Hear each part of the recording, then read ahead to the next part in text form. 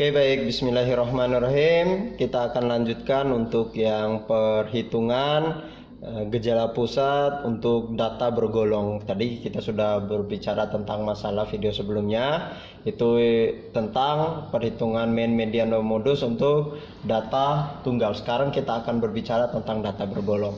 Tetapi sebelum masuk ke data bergolong, yang perlu diketahui oleh adik-adik semuanya bahwa untuk menghitung mean, median, modus ataupun menghitung gejala pusat untuk data bergolong, itu kita harus dapatkan dulu yaitu tabel distribusi frekuensi.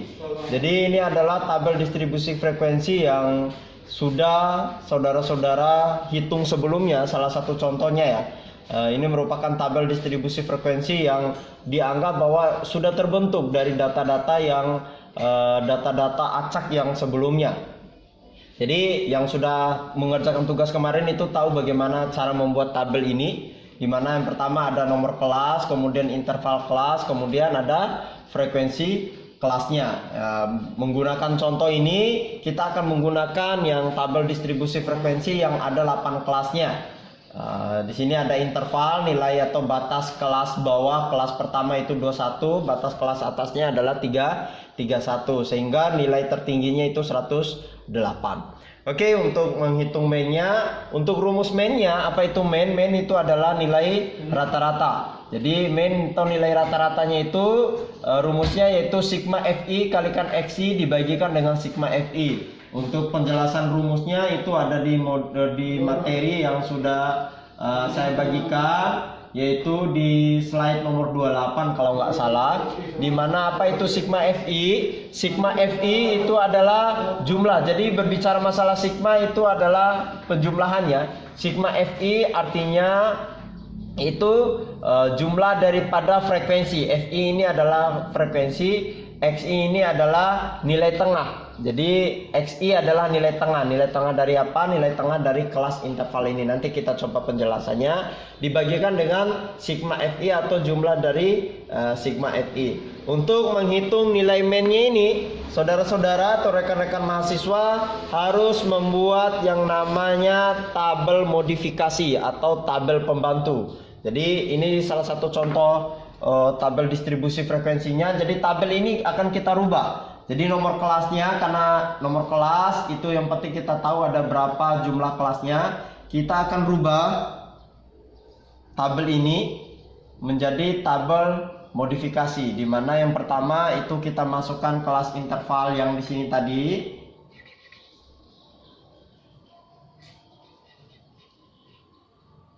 Interval ini merupakan tabel interval, kita masukin angkanya lagi 21 sampai 31, 32 sampai 42, 43 sampai 53, kemudian 54 sampai dengan 64, 65 sampai dengan 75, 76 sampai dengan 86, 87 sampai dengan 97, 98 itu sampai dengan 108. Kemudian yang ini kita hapus karena sudah kita pindahkan di samping. Yang di sini kita perkecil karena keterbatasan papan. Itu kita rubah menjadi nilai Xi atau nilai tengah. Kemudian yang di sampingnya itu kita rubah menjadi nilai Fi. Apa itu Fi? Fi itu adalah nilai frekuensi. Nilai daripada frekuensi ini kita rubah ke samping 2, 6, 18, 30, 20, 10, 8, 6. Kemudian di tabel frekuensi ini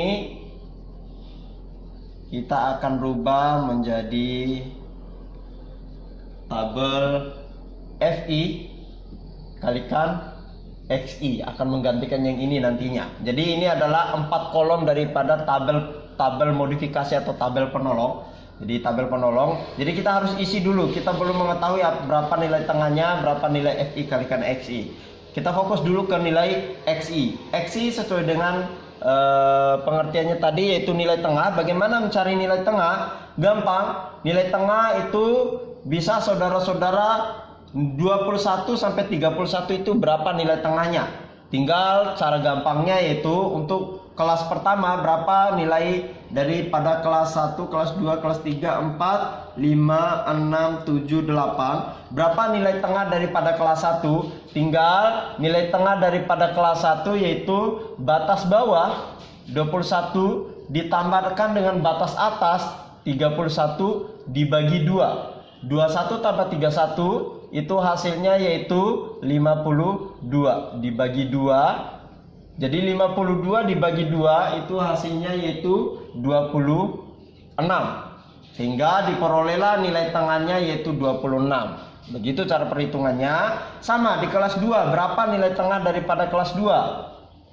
Nilai tengah daripada kelas 2 sama dengan rumus sebelumnya yaitu batas bawah yaitu 32 ditambahkan dengan batas atas 42 dibagi 2. 32 tambah 42 yaitu 74 dibagi 2. 74 dibagikan 2 yaitu hasilnya yaitu 37.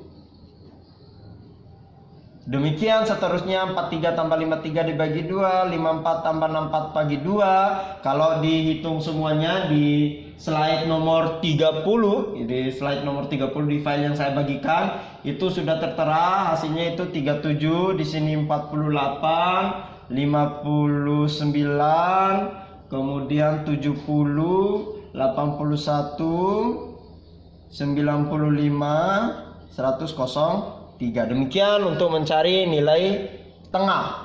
Kalau FI tidak perlu dicari karena ini sudah diketahui di tabel distribusi frekuensi. Tinggal FI titik XI. Titik ini menunjukkan perkalian. Artinya FI XI, FI kalikan XI artinya angka yang ada di XI itu akan kita kalikan dengan angka yang ada di FI. Ya. Kelas 1 26 kalikan 2, 26 kalikan 2 hasilnya itu 52. Jadi 26 kalikan 2 ya, jangan 26 kalikan 6. Itu kelas yang lain lagi nantinya. Kelas 1 selesaikan kelas 1, kelas 2 selesaikan kelas 2. 37 kalikan 6 itu hasilnya yaitu 216. Kemudian 48 kalikan 18 yaitu 828. Seterusnya tinggal dikalikan terus sehingga di slide nomor 30 itu diperoleh hasil 1680. 70 kalikan 20 itu 1320. Kemudian 760, 688, kemudian 576. Sehingga FI kalikan XI yang sudah diperoleh ini ditotalkan 52 tambah 216 tambah 828 tambah 1680 sampai dengan tambah 576 itu hasilnya yaitu 6120. 6120. Kemudian jumlah daripada FI nya 2 tambah 6 tambah 18 sampai dengan tambah 6 itu adalah 100. Kenapa ini disebut sebagai tabel penolong? Karena kalau sudah mengisi semua tabel ini, enak untuk mengisi rumus-rumus yang ini. Tinggal apa? Meskipun di sini banyak angkanya, hanya ada 2 angka yang perlu rekan-rekan mahasiswa ambil, yaitu angka hasil penjumlahan atau sigma daripada tabel kolom FI ini dengan sigma yang FI kalikan XI untuk mengisi angka yang di sini. Sigma FI kalikan XI, sigma FI kalikan XI yaitu 6120 dibagikan dengan sigma FI. Lihat sigma dari FI yaitu 100. Sehingga 6120 dibagi dengan 100 itu hasilnya yaitu 61,2. Dan inilah nilai rata-rata daripada data bergolong yang ada di tabel distribusi frekuensi. Demikian untuk perhitungan nilai mean atau nilai rata-rata. Selanjutnya kita akan menghitung nilai median dan modus.